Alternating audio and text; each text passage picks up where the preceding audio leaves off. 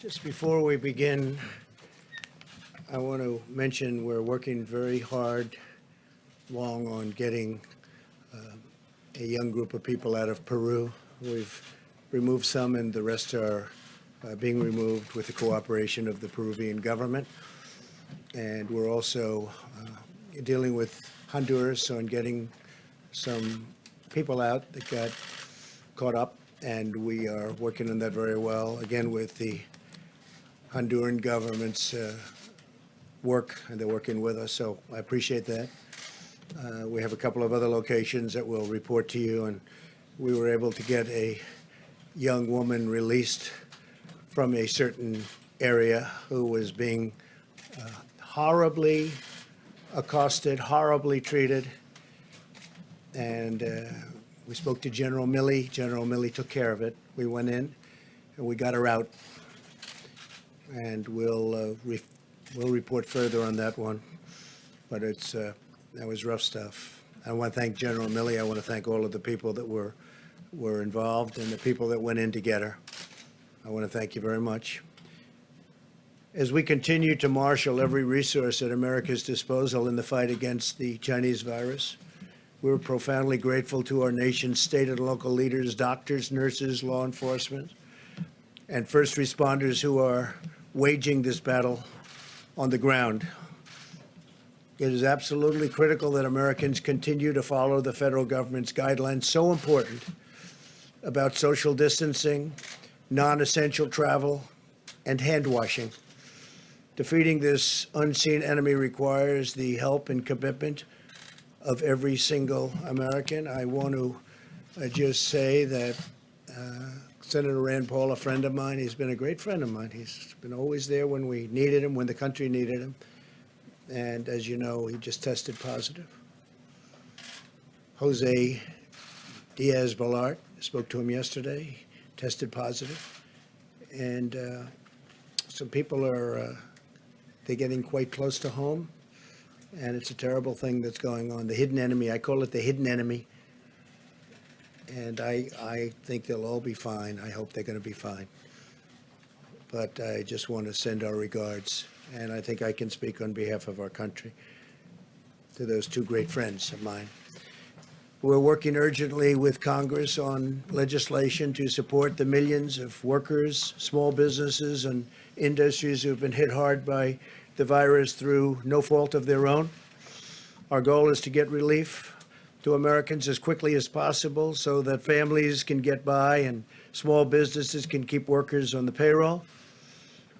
This will help our economy, and you will see our economy skyrocket once this is over. I think it's going to skyrocket. It's a pent-up demand. It's a built-up demand, and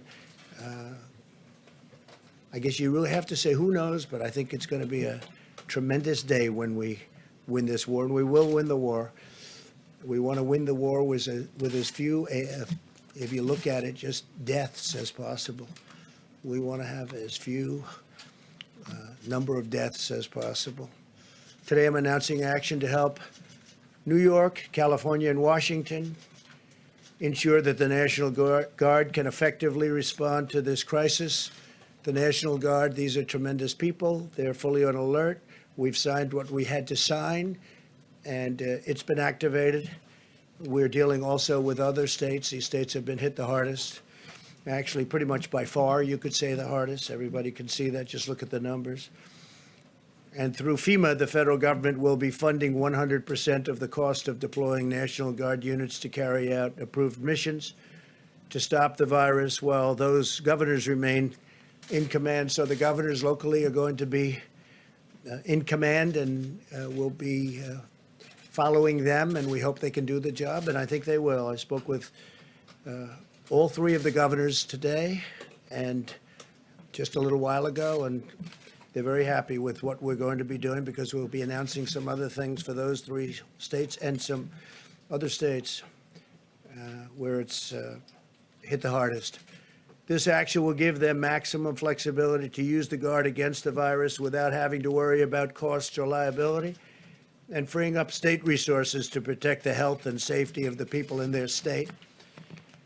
The federal government has deployed hundreds of tons of supplies from our national stockpile to locations with the greatest need.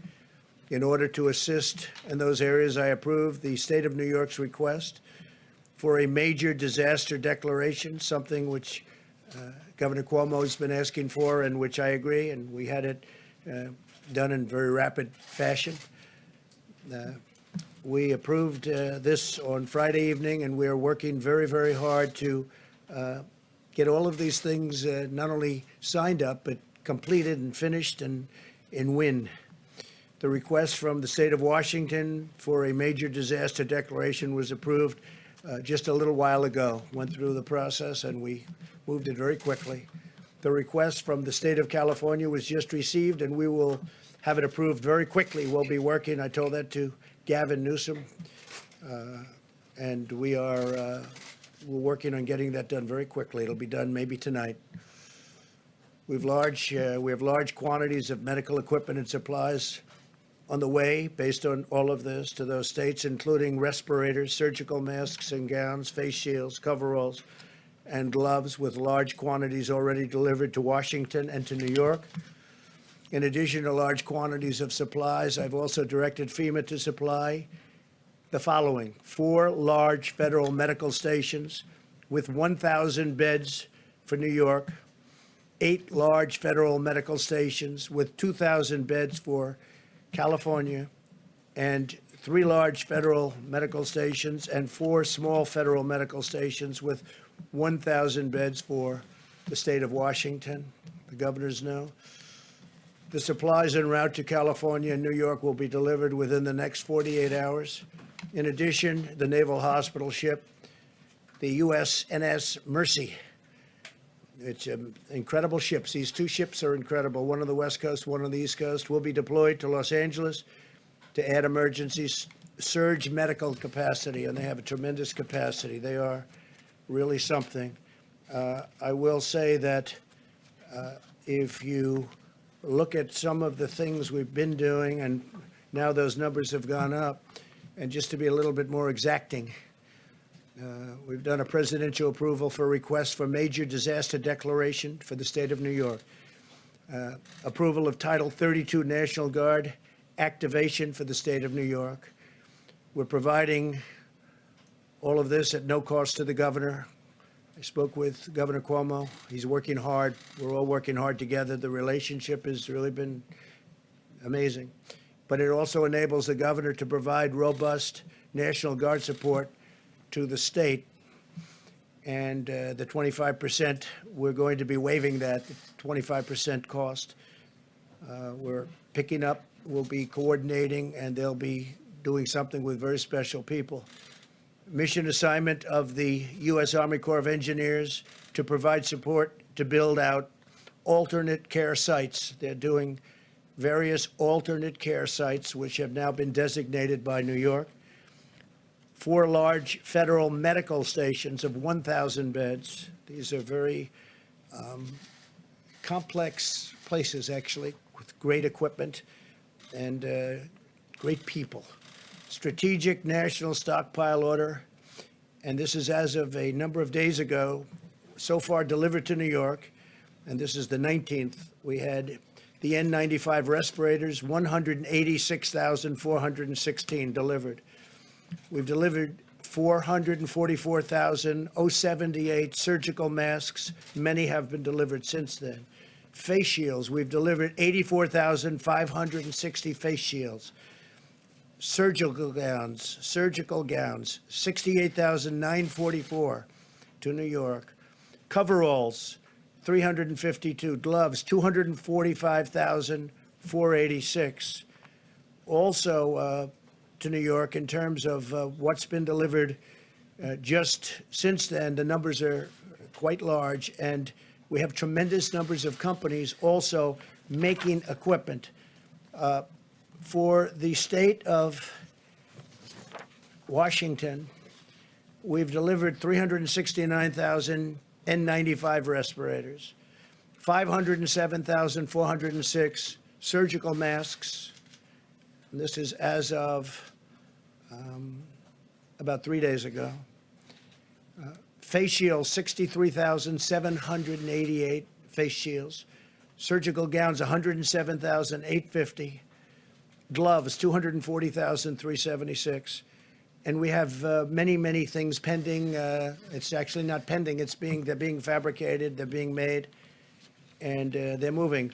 Now for Washington, so we have 4 small federal medical stations, 250 beds, and for Washington, state of Washington, we have 3 large federal medical stations, 750 beds, and then you have, as I said, the approval of the Title 32 National Guard.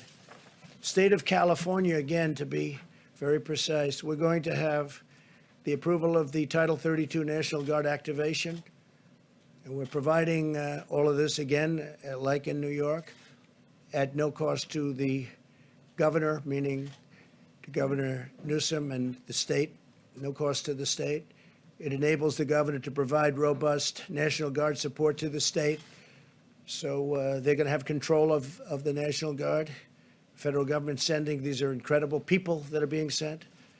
We have 8 large federal medical stations with over 2,000 beds, and that's going to California. And then strategic national stockpile order. We've ordered likewise hundreds of thousands of different items. I won't go into the exact numbers, but the numbers are very substantial. But we're having tremendous additional numbers sent. And whatever the states can get, they should be getting. I say we're sort of a backup for the states. And some of the states are doing really well, and some don't do as well. The ones that don't do as well need more help. But these are 3 states that really do need help because they are hit very hard.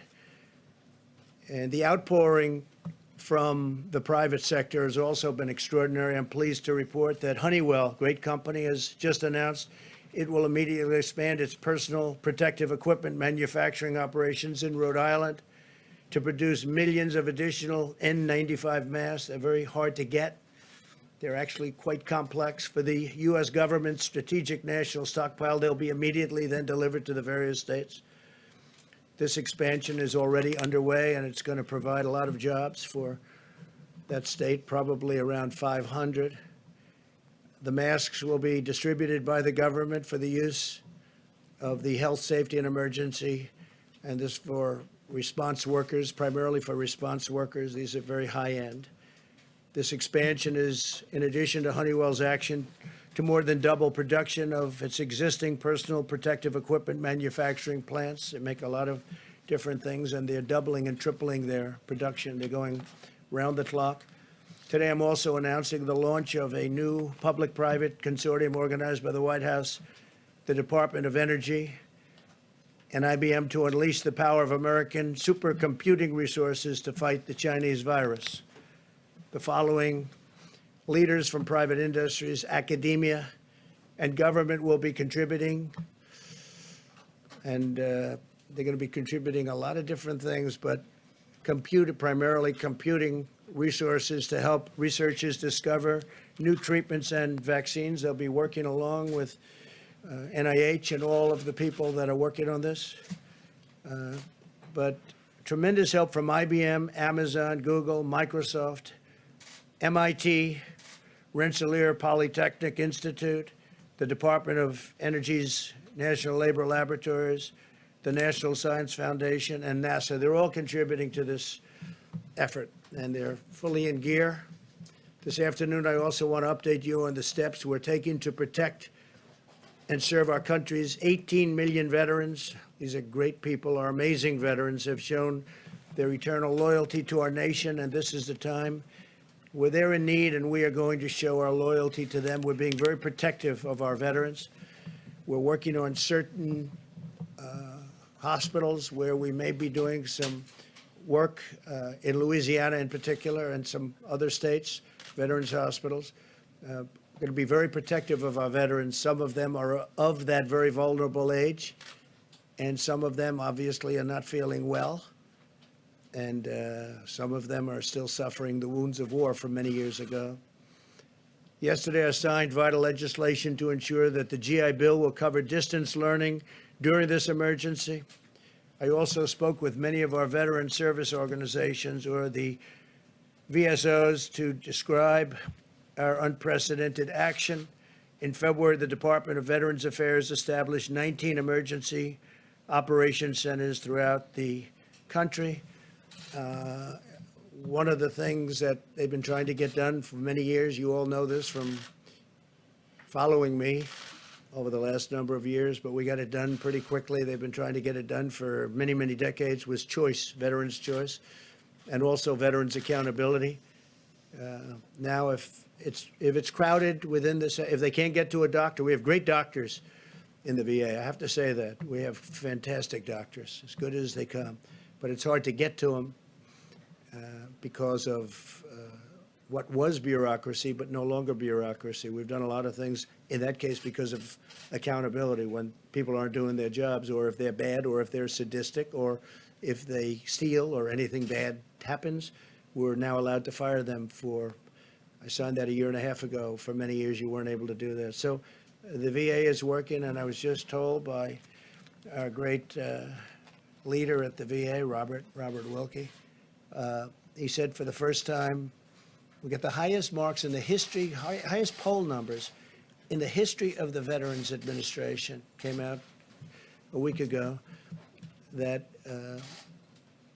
they're happy. And look, one of the reasons that happened, highest in history, one of the reasons that happened is because of veterans' choice. If they have to wait online, they go and see a private doctor and we pay the bill. And they get better. They don't have to wait 2 weeks and 3 weeks or 2 days, but they get better.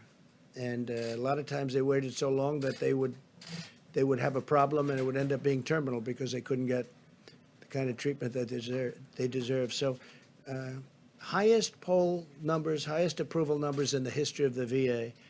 I was just given that information yesterday. We restricted visitors' access to 135 veteran community living centers, which house nearly 8,000 veterans with chronic medical conditions, so that we limit their exposure to the virus. We want to totally take care of our veterans, and that's what we're doing. The VA has canceled most elective medical and surgical procedures. They're delaying them till after this is gone, after we've won. We began providing life-saving care to patients who had symptoms across the 171 VA medical centers nationwide. That's a big deal. Under my administration, the VA has also been a leader in expanding telehealth. Telehealth is becoming a bigger and bigger factor in medicine.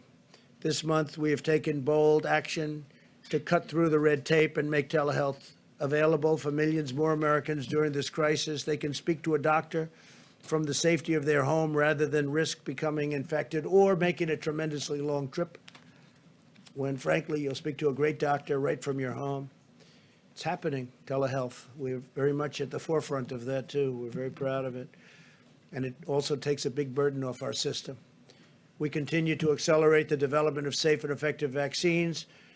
We're also aggressively investigating a number of antiviral therapies and treatments to determine their potential in reducing the severity and duration of the symptoms.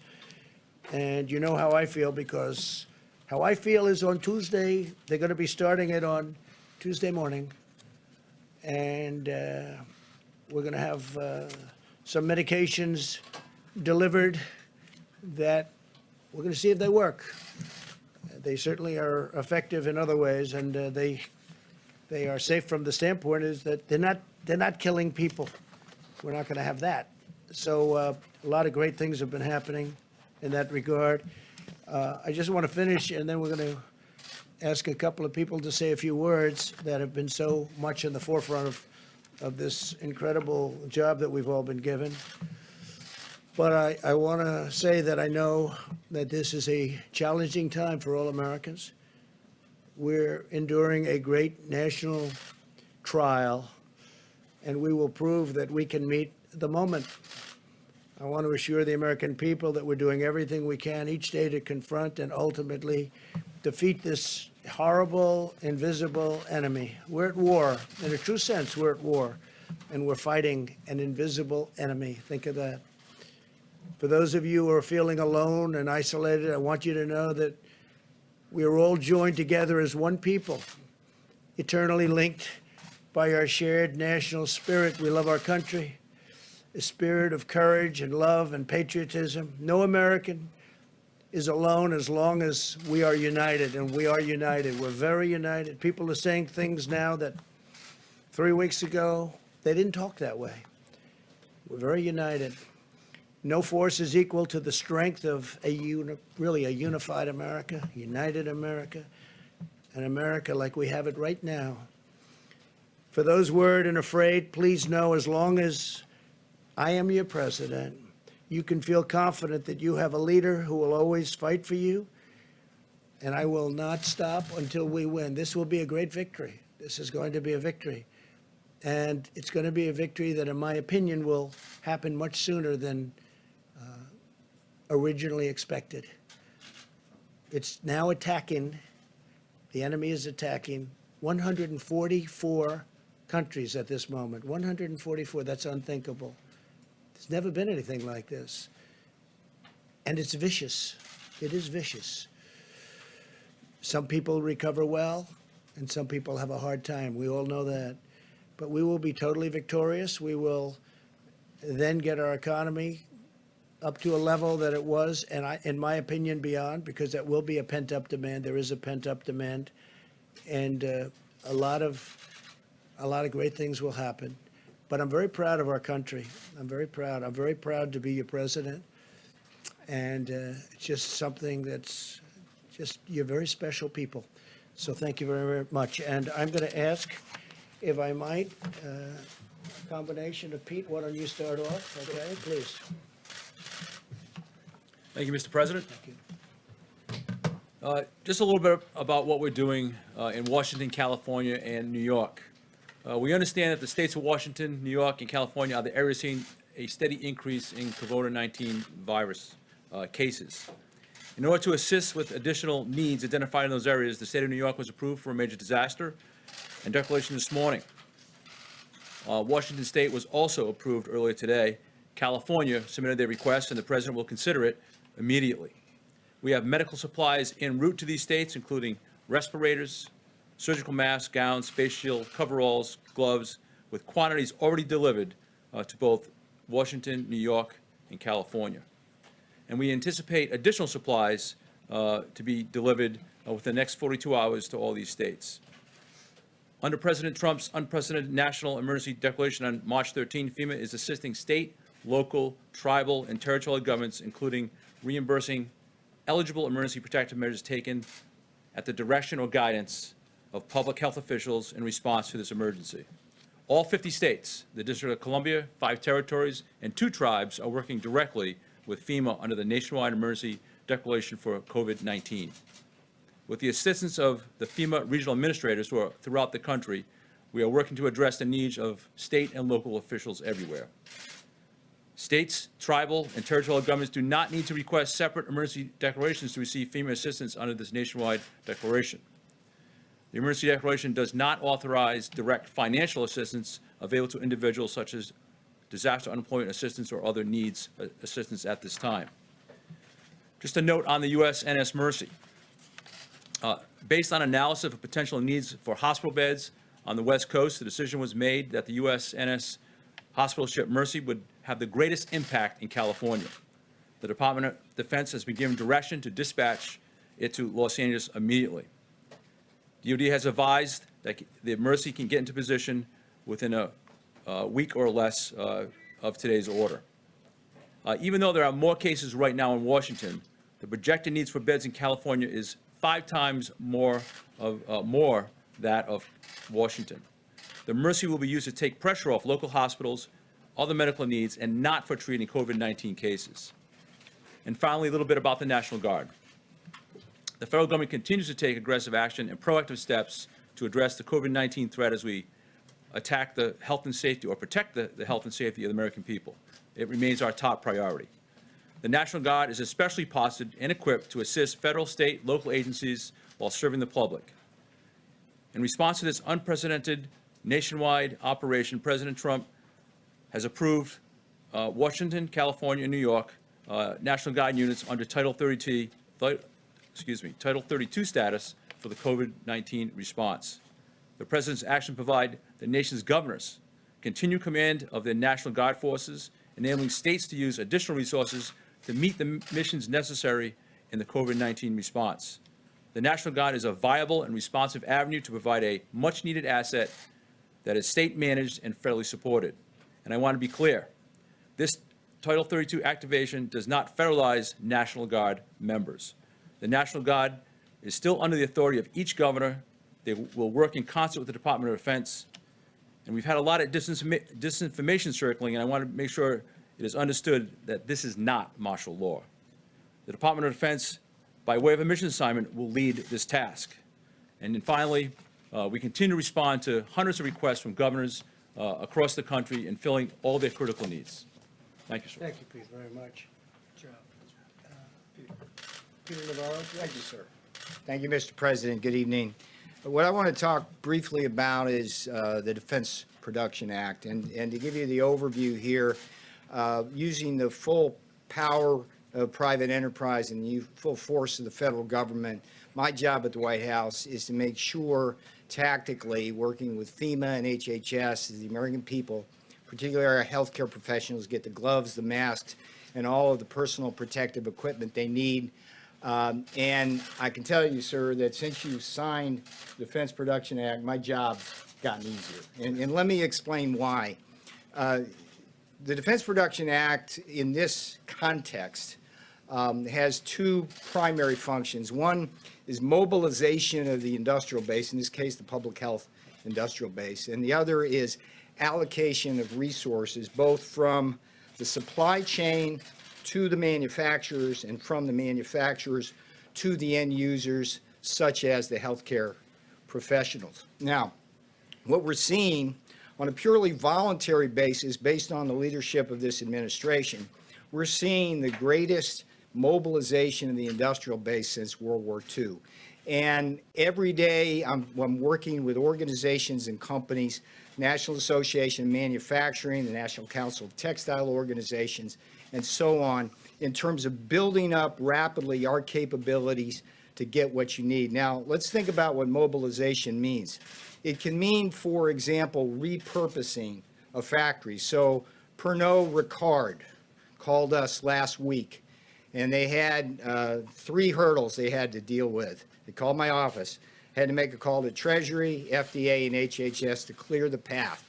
We got that done that day. They started their production that day, moving from alcoholic beverages to hand sanitizers. And as we speak, a truck is moving towards New York and will arrive there Tuesday to share with the hospitals over 1,000 gallons of sanitizer. So that would be a repurpose. A second example would be one that the president offered with Honeywell. Again, Honeywell called the White House asking for help from the president.